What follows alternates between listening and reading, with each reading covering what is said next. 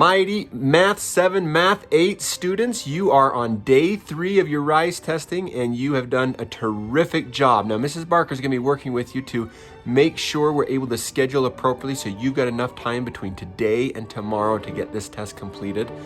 Even if that means that we might need to work with some of your other teachers and get you some time from some of those classes to be focused on this, because it does need to be done today and tomorrow. I don't want you to feel rushed. You've got plenty of time to work all your problems on the paper and with your calculator, but we just may need to work with the other teachers to make sure you have enough time during school on these 2 days to get them done. With that, remain seated, please. Permanecero sentados, por favor. Keep your legs, arms, and head within the desk at all times. Do your best to show how smart you are, and enjoy the ride. You should have found a stick of peppermint gum at your testing station.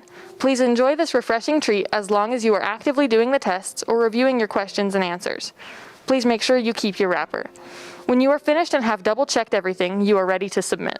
Your MGames personal training chart tracks your work on 4 important things: being on time, thoroughly using your scratch paper, completing and double-checking your answers, and bringing a book and reading quietly when finished. At the conclusion of today's session, your card will be stamped for as many of those categories as your proctor feels you completed today. For every stamp you earn, your name will be entered into the prize drawing at the end of the 4 weeks. All cell phones must be kept in the cell phone pouch in the room and not in your pocket or backpack.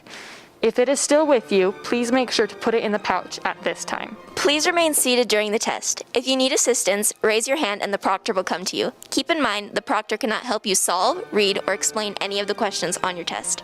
As always, use your scratch paper to figure out the answers or take notes on the test. Writing down your thinking will always help you do your best. Remember to use the dictionary, earbuds, calculator, and other tools given to you as well. Make sure you do not submit your tests without your proctor standing next to you.